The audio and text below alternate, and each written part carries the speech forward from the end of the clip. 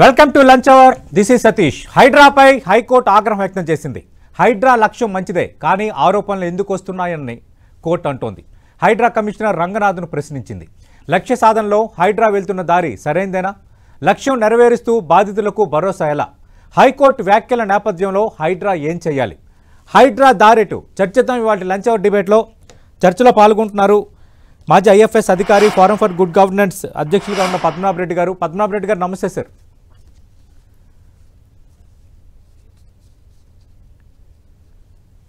పద్మనాభ రెడ్డి గారు నమస్తే సార్. నమస్తే. నమస్తే పద్మనాభ రెడ్డి గారు, మనం చూస్తున్నాం ఎక్కడ చూసినా హైడ్రా కోసమే చర్చ జరుగుతోంది.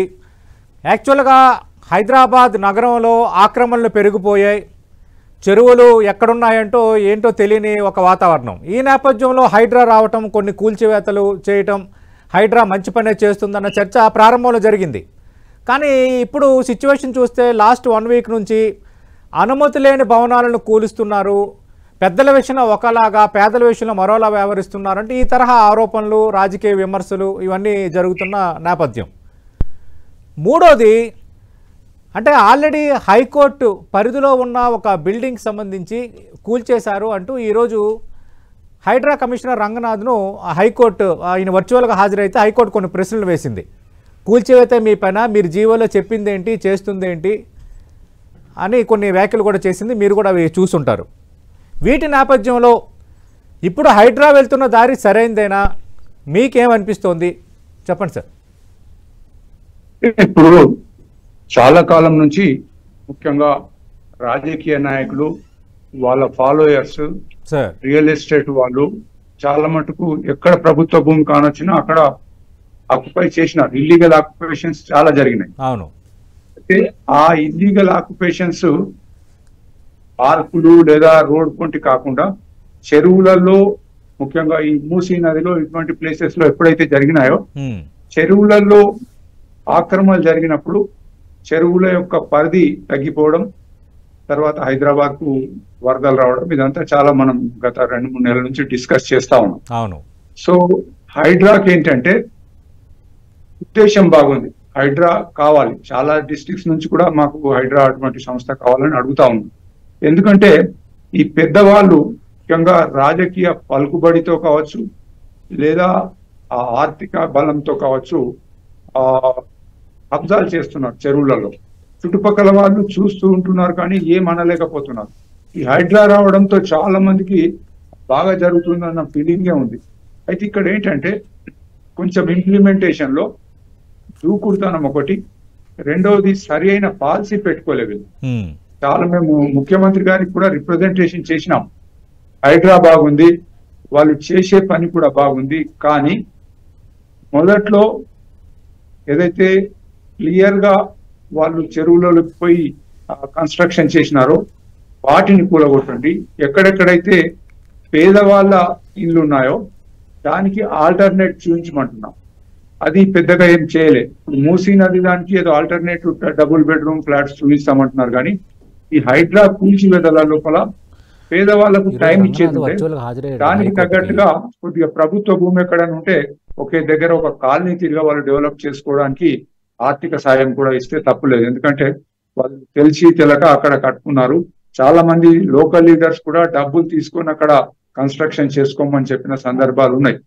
సో ఇక్కడ వాళ్ళు ఏం చేసినారంటే చావుకు పెళ్లికి ఒకే మంత్రం అన్నట్టుగా ఈ రియల్ ఎస్టేట్ ఎంక్రోచర్స్ కు, అలాగే పెద్ద పెద్ద బడా వ్యాపారులు కమర్షియల్ కోసం అని వాడిన వాళ్ళను కూలగొడుతూనే ఈ పేదవాళ్ళని కూడా కూలగొట్టడం జరిగింది.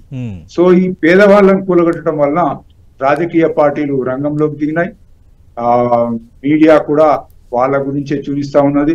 ఈ యొక్క సోషల్ మీడియాలో వైరల్ అయిపోతుంది. ఇది ఒక హ్యూమన్ ప్రాబ్లం తిరిగా తయారవుతుంది.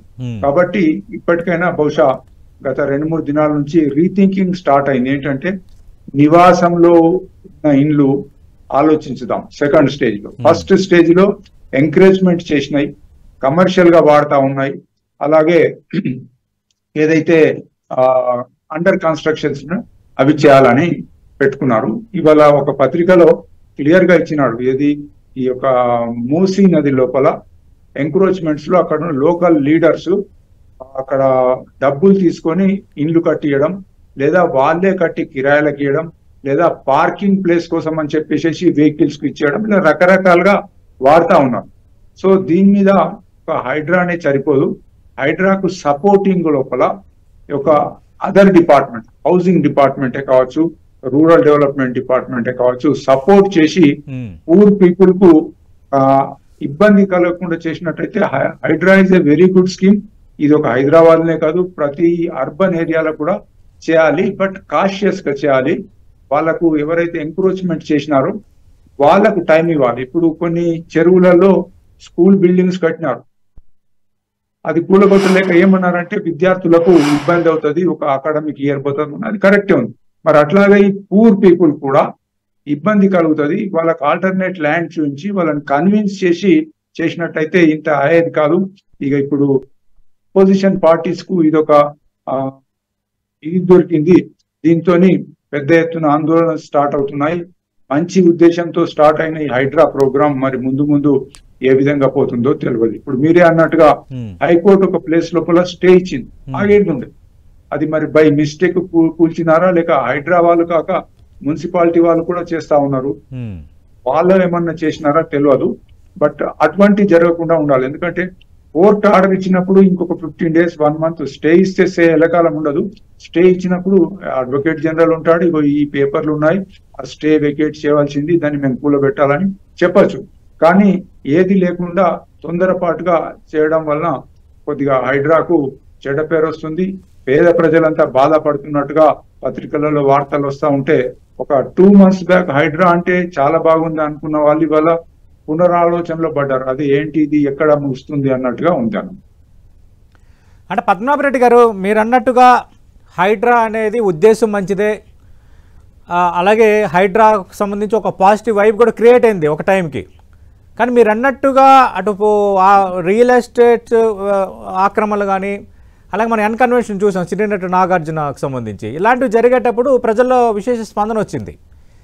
కానీ ఇప్పుడు మీరు ఇందాక అన్నట్టుగా పేదలు కొంత అలాంటి సెక్షన్స్ కూల్చేటప్పుడు కొంచెం ఇష్యూ అనేది పెద్దదవుతుంది. మీరు ఇందాక ఒక మాట అన్నారు, ఒక పాలసీ లేకుండా హైడ్రా రంగంలో దిగిందని.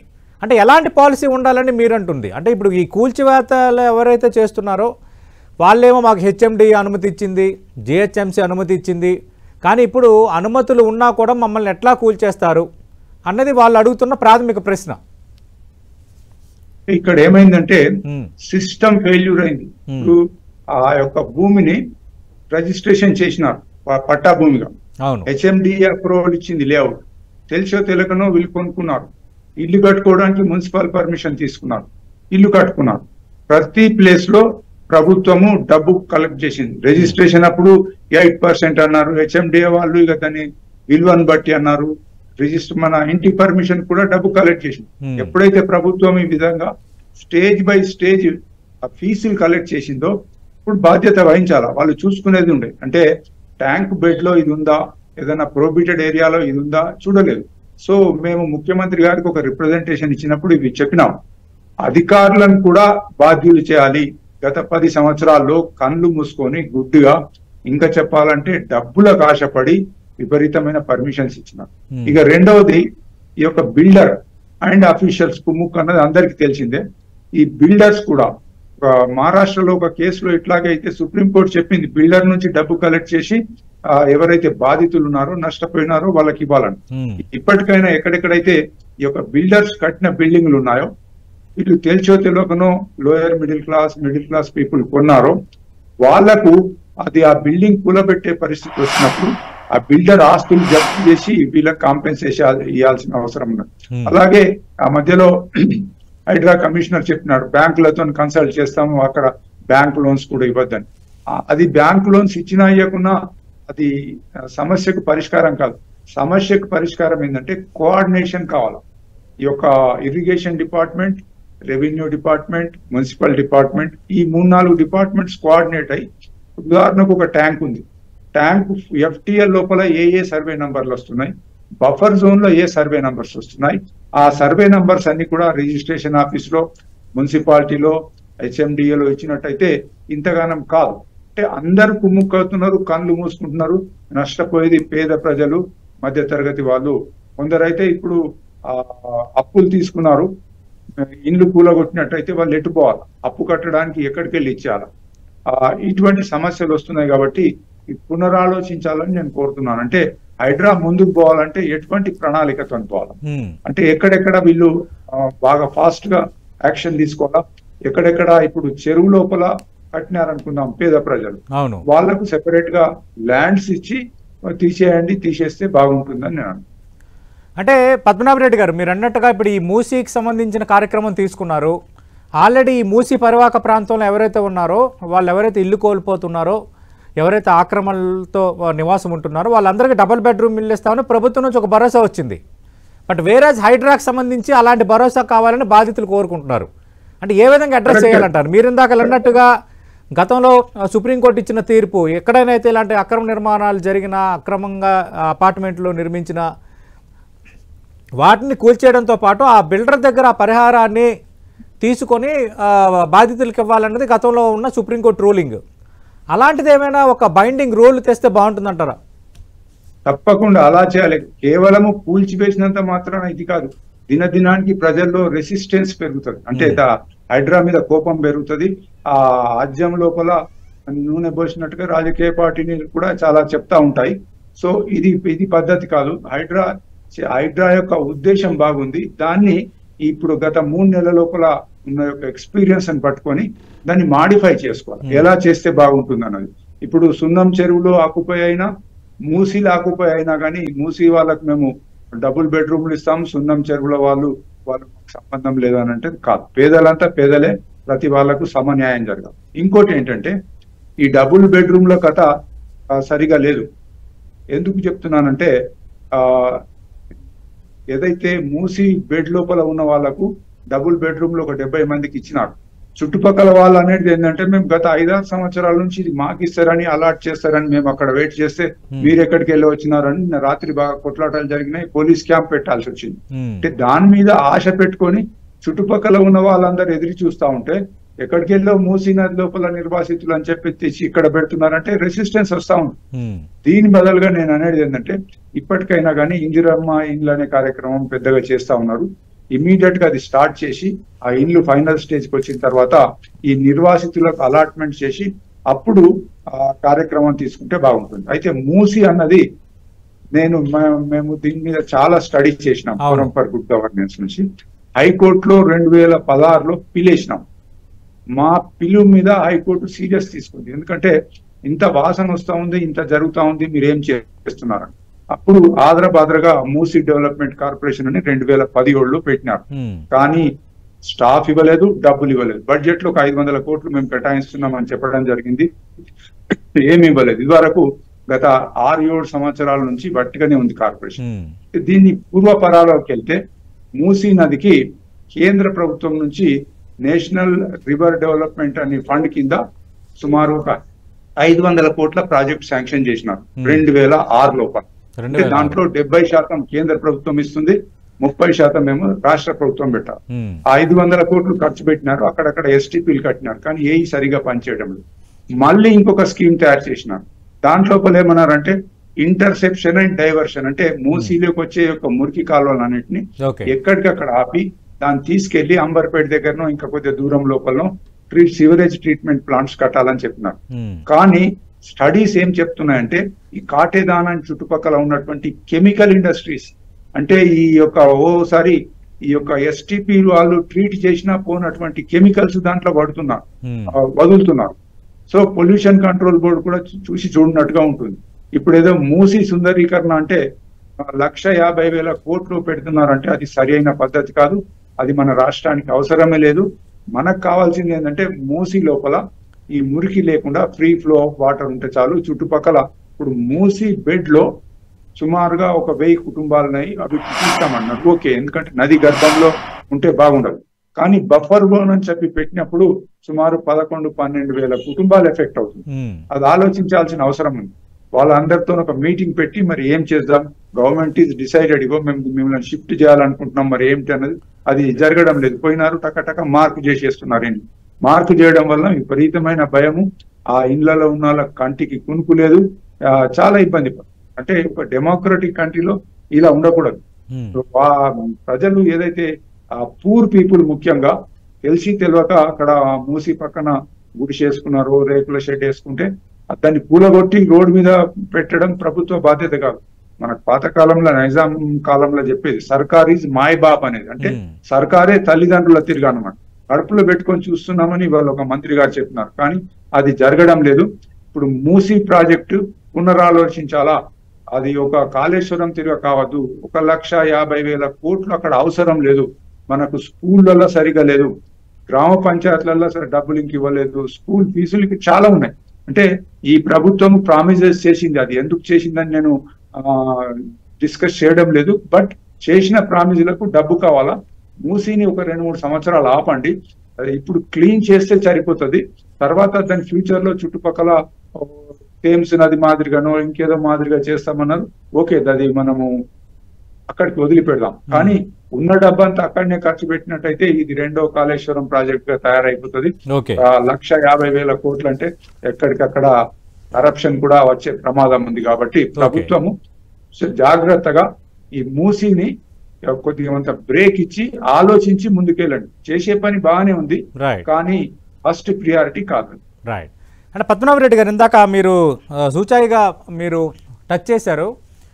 ప్రధానంగా ఎక్కువ మంది అపార్ట్మెంట్లు కొన్నోళ్ళు, ఇల్లు కొన్న వాళ్ళు మీరు అన్నట్టుగా మధ్యతరగతి, దిగువ మధ్య తరగతి, ఇంకా దానికంటే కొంత అల్పదాయ వర్గాలు.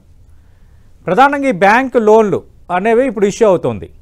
ఆల్రెడీ బ్యాంకు లోన్ కూడా శాంక్షన్ అయిన భవనాలను కూల్చేటప్పుడు ఈ ఈఎంఐల సంగతి ఏంటన్న ప్రశ్న తలెత్తుతోంది.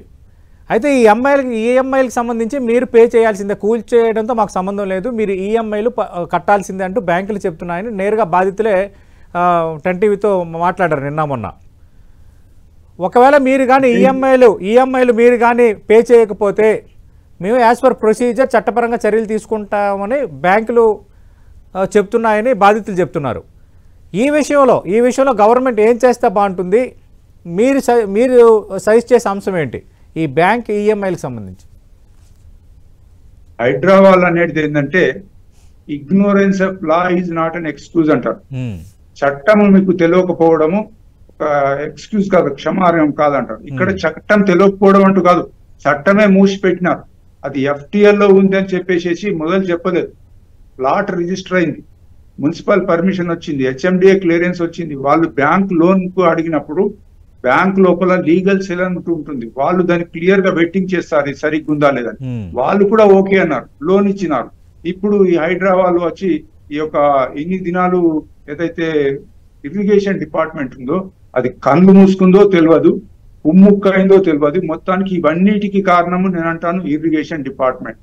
ఎప్పటికప్పుడు వాళ్ళు దాన్ని చెరువుల చుట్టూ కంచెలేసినట్టయితే బాగుండేది, లేదా కనీసం ఒక ట్రెంచ్ తిరిగి కొట్టినా కానీ బాగుండేది. ఏమీ చేయలేదు, ఆక్యుపై చేసినారు, ఇండ్లు కట్టుకున్నారు, 10 ఏళ్ళు అయిపోయింది.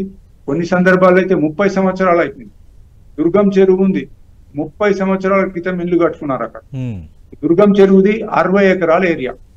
ఇరిగేషన్ డిపార్ట్మెంట్ వాళ్ళు వాళ్ళ బుక్ లోపల 60 ఎకరాలు చూపించినారు. రీసెంట్లీ అది స్పెల్లింగ్ టైపోగ్రాఫికల్ మిస్టేక్ తో 160 ఎకరాలని పడ్డది. ఇంకేముందిగా నోటీసులు రానే వచ్చినాయి. ఒక 500-600 కుటుంబాలు బిల్డింగ్ కూలగొట్టమని నోటీసులు ఇచ్చిన. అంటే ఇంత పెద్దగా పనిచేస్తున్నప్పుడు వెరిఫై చేసుకోండి అది నిజంగా ఎఫ్టీఎల్ లో ఉందా లేదా అన్నది. ఏదో అక్కడక్కడ అండర్ కన్స్ట్రక్షన్స్ ఉన్నాయి, అందరికి తెలిసిందే. ఈయన చెరువు లోపలికి పోయి స్కూల్ కట్టిండో, కాలేజ్ కట్టిండో, ఇంజనీరింగ్ కాలేజ్ కట్టిండో అందరికి తెలిసిందే. అటువంటి వాటి మీద చర్యలు తీసుకోండి. కానీ 30 సంవత్సరాల క్రితము అన్ని డిపార్ట్మెంట్స్ తో పర్మిషన్స్ తీసుకొని కట్టిన వీటికి ఆలోచించాలని నేను అనుకుంటున్నాను. అంటే పద్మనాభరెడ్డి గారు, ఇక్కడ ఇంకో అంశం అంటే పొలిటికల్గా ఎప్పుడైనా ఇలాంటి చర్యలు చేపట్టేటప్పుడు ఖచ్చితంగా కొందరు ఆక్రమించే వాళ్ళు ఉంటారు, అలాగే చట్టాలను అతిక్రమించిన వాళ్ళు ఉంటారు, వాళ్ళపైన ఇలాంటి హైడ్రా లాంటి వ్యవస్థలు చర్యలు తీసుకుంటుంటాయి. కానీ ఇందులో మళ్ళీ రాజకీయ పార్టీలు ఇన్వాల్వ్ అవ్వటం, మళ్ళీ రాజకీయ పార్టీలు దీన్ని ఒక పెద్ద ఇష్యూగా మార్చడం అనేది సరైనదేనా? దీనికి పరిష్కారం ఏంటి? ఎందుకంటే ఎప్పుడైనా ఒక వ్యవస్థ స్పీడ్గా పనిచేస్తున్నప్పుడు మళ్ళీ అది ఒక మళ్ళీ దాని చుట్టూ రాజకీయాలు ముసురుతున్నాయి, మళ్ళీ ఆ ఇష్యూ అనేది ముందుకు వెళ్లకుండా అది ఆగిపోతున్న సందర్భాలు కూడా ఎదురవుతున్నాయి. ఇక్కడ ఏంటంటే డెమోక్రసీ లోపల ప్రజలకు ఇబ్బంది కలిగినప్పుడు అపోజిషన్ పార్టీ తప్పకుండా గొంతు ఇప్పాల్సింది. ఇక్కడ స్టార్టింగ్ లోపల అన్ని రాజకీయ పార్టీలు మేము సపోర్ట్ చేస్తాము కానీ పేదలకు కష్టం చేయొద్దని చెప్పడం జరిగింది. ఎప్పుడైతే పేదల ఇండ్లు కూలడం మొదలైనాయో రాజకీయ పార్టీలు పేదల పక్షాన ఉంటూనే పొలిటికల్ మైలేజ్ అంటే మేము ఒకటి కంట్రోల్ రూమ్ పెడతాము, ఎక్కడెవరు ఇదైనా కానీ మేము అక్కడ మాకు ఫోన్ చేయండి లేదా మేము ధర్నాలు చేస్తాము, ఇవన్నీ జరుగుతూ ఉన్నాయి. కానీ ఈ బిఆర్ఎస్ పార్టీ అప్పటి గౌరవ ముఖ్యమంత్రి గారు ఐ థింక్ 4-5 years బ్యాక్ అనుకుంటా 28,000 అక్రమ నిర్మాణాలు ఉన్నాయి, అవన్నీ కూలగొడతామన్నారు. ఇప్పుడు అదే పార్టీ వర్కింగ్ ప్రెసిడెంట్ మేము బుల్డోజర్ ముందట నిలబడతామంటుంది. అంటే ఈ హిపోక్రసీ జరుగుతా ఉంది. రాజకీయ పార్టీలు ఇప్పుడు ఏదైతే ఆందోళన చేస్తున్నాయో పేదల గురించి దాంట్లో కొద్ది గొప్ప అర్థం చేసుకోవచ్చు. ఎందుకంటే ఎప్పుడైతే పేదలు అఫెక్ట్ అవుతారో ప్రభుత్వం యొక్క చర్యతోని పేదలకు అఫెక్ట్ అయినప్పుడు తప్పకుండా రాజకీయ పార్టీలకు వాళ్ళ రైట్ వాళ్ళు ఎత్తి చూపాల్సిందే, ప్రభుత్వాన్ని పక్కతో పడుతుంటే సరిగా దిద్దాల్సిందే. సో ఇప్పుడు ఈ మధ్యలో ఏదైతే 2-3 పార్టీలు పెద్ద ఎత్తున ఆందోళన చేస్తున్నాయి, హైడ్రా కొద్దిగంత స్లో ఉండాలని, అలాగే పునరాలోచన చేస్తున్నట్టుగా ఉంది. సో రాజకీయ పార్టీలను తప్పుపట్టడానికి లేదు, హైడ్రాను తప్పుపట్టడానికి లేదు, కొంచెం తొందరపాటు జరిగింది. అంటే పద్మనాభరెడ్డి గారు ఇప్పుడు హైడ్రాని తప్పుపట్టడానికి లేదు, అలాగే రాజకీయ పార్టీలు అన్నాక పేదల పక్షాన మాట్లాడడం తప్పలేదు అంటున్నారు. అలాగే మళ్ళీ కొంత హైడ్రా పునరాలోచనలో పడుతుంది అని మీరు ఒక వ్యాఖ్య చేశారు. ఈరోజు హైకోర్టు వ్యాఖ్యల నేపథ్యంలో ఖచ్చితంగా హైడ్రా ఈ కూల్చివేతల విషయంలో ఎలాంటి పాలసీ తీసుకోబోతుందని అందరూ ఆసక్తిగా ఎదురు చూస్తున్నారు. అంటే సీనియర్ అఖిల భారత సర్వీస్ అధికారిగా మీరు సజెస్ట్ చేసేది ఏంటి? హైడ్రా ఇక నుంచి కూల్చివేతలకు వెళ్లే ముందు ఏదైనా భవనాన్ని కూల్చాలంటే ముందు వేటిని అడ్రస్ చేసి కార్యక్రమం చేపట్టాలని మీరు సజెస్ట్ చేస్తారు? మేము చెప్పేది ఏంటంటే క్లియర్ గా ట్యాంక్ బెడ్ లో కట్టినట్టయితే కూలగొట్టండి. లేదు చాలా చెరువులలో ఎఫ్టిఎల్ బఫర్ జోన్ ఇంకా మార్క్ కాలే, కొన్ని దినాలు ఆగండి. ఆ ఇంజనీరింగ్ డిపార్ట్మెంట్, మన ఇరిగేషన్ డిపార్ట్మెంట్, రెవెన్యూ డిపార్ట్మెంట్ తో కలిసి మొదటి ఎఫ్టిఎల్ అవన్నీ మార్క్ చేయండి. అంటే అడ్డగోలుగా ఎవరికో కాంట్రాక్ట్ ఇస్తే వాళ్ళు పోయి అక్కడక్కడ కొన్ని స్టోన్స్ పాతినారు, అది కాదు. ఇప్పుడు ఎఫ్టిఎల్ అన్నది ఒక చెరువు యొక్క మత్తడి అంటాం మనం, ఆ హైట్ వరకు నీళ్లు నిండితే ఎంత వరకు బ్యాక్ వస్తుంది, అది ఎఫ్టిఎల్ అన్నమాట. ఆ పద్ధతి ఏం చేయలేదు. ఇప్పుడు హైడ్రా చేయాల్సింది ఏంటంటే వాళ్ళు ఆల్రెడీ ఐడెంటిఫై చేసి ఉంటే అవిటి చేయండి. With in the outer ring road వాళ్ళకి పరిధి ఇచ్చినారు, లిమిటెడ్ పరిధి ఇచ్చినారు. చాలా వరంగల్ అటువంటి పట్టణాలలో కూడా ఎంక్రోచ్మెంట్స్ ఉన్నాయి. ఇప్పుడు హైడ్రా ఎదుర్కొంటున్న ఇబ్బందులను దృష్టిలో పెట్టుకొని ఇతర పట్టణాల లోపల కూడా మొదలు క్లియర్ కట్ గా ఏ బిల్డింగ్లను కూలబెట్టాలి అని తీసుకోవడం నిర్ణయం ఒకటి. వాళ్ళకు నోటీసులు ఇచ్చి మినిమం ఒక 15 days 1 month టైం ఇవ్వండి. అంత లోపల కోర్టుకు చాలా మంది కోర్టుకు పోతే స్టే చేయలేము. మొన్న ఒక బిల్డింగ్ మాత్రము వాళ్ళు స్టే ఇస్తే కూలగొట్టినారు, అది హైకోర్టు కూడా కొద్దిగా దాని మీద టేకింగ్ ఇట్ సీరియస్లీ వాళ్ళని పర్సనల్ గా రమ్మన్నారు. ఇటువంటి జరగకుండా ఉండాలి. కోర్టు ఎప్పుడైతే ఆర్డర్ ఇచ్చిందో ఆగాల్సిందే, ఇక తప్పదు. అది అందరు కోర్టు ఆర్డర్స్ ను ఇచ్చేసుకోవాలా, బట్ ఐడెంటిఫై ఫస్ట్. ఇంకోటి నేను చెప్పేది ఏంటంటే మేము ముఖ్యమంత్రి గారికి రిప్రజెంటేషన్ లో చెప్పినాం, ఏమన్నా అంటే చెరువుల పునరుద్ధరణ అన్నారు, రీహాబిలిటేషన్ ఆఫ్ ది ట్యాంక్స్. అంటే పునరుద్ధరణ అంటే ఏంటంటే దాని పూర్వస్థితికి తీసుకురావాలి. అంటే ఒక 30-40 years బ్యాక్ ఆక్రమించక మొదలు ఎలా ఉండే, ఇప్పుడు కూలగొట్టి వెళ్ళిపోతున్నారు అంతే. ఆ కూలగొట్టిన మెటీరియల్ అంతా చెరువులనే ఉంటుంది, అదంతా తీసేయాలి. తర్వాత చుట్టూరుగా ఫెన్సింగ్ వేసి ఆ చుట్టుపక్కల వాళ్ళకు హ్యాండ్ ఓవర్ చేయాలి మేనేజ్మెంట్. ఈ చెరువు ప్రభుత్వాన్ని, కానీ మీరు దీన్ని కాపాడండి, మీరు మేనేజ్ చేసుకోండి, కావాలంటే ఆ బార్డర్ మీద చెట్లు పెట్టుకోండి, డెవలప్ చేసుకోండి అని ప్రజలకు ఎప్పుడైతే మీరు ప్రజలను ఇన్వాల్వ్ చేస్తారో, ప్రజలను ఎప్పుడైతే వాళ్ళను ఈ భాగస్వాములు చేస్తారో ఈ ఆక్రమణలు కావు. లేనప్పుడు మేము ఏదో CCTV కెమెరాలు పెడతాము, అక్కడ వాచ్మెన్లను పెడతాము, అవన్నీ ఐఐటి పనులు కావు. ప్రజల భాగస్వామ్యం ఉంటేనే చెరువులు రక్షింపబడతాయి. రైట్. థ్యాంక్ యూ పద్మనాభరెడ్డి గారు. ఖచ్చితంగా చాలా కీలకమైన సూచనలు చేశారు. మనం చూస్తున్నాం మాజీ IFS అధికారి ఫోరం ఫర్ గుడ్ గవర్నెన్స్ నుంచి పద్మనాభరెడ్డి గారు చాలా సజెషన్స్ చేస్తున్నారు. హైకోర్టు వ్యాఖ్యలు చేస్తున్న నేపథ్యంలో ఇక నుంచి హైడ్రా ఆచితూచి వెళ్ళాలి.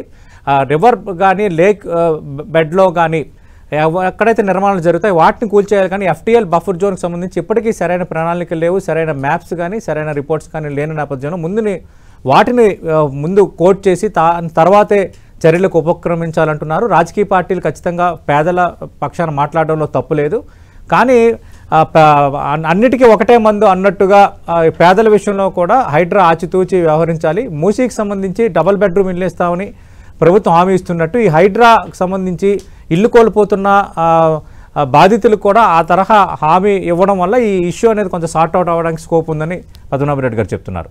ఇది ఇవాల్టి లంచ్ అవర్ డిబేట్.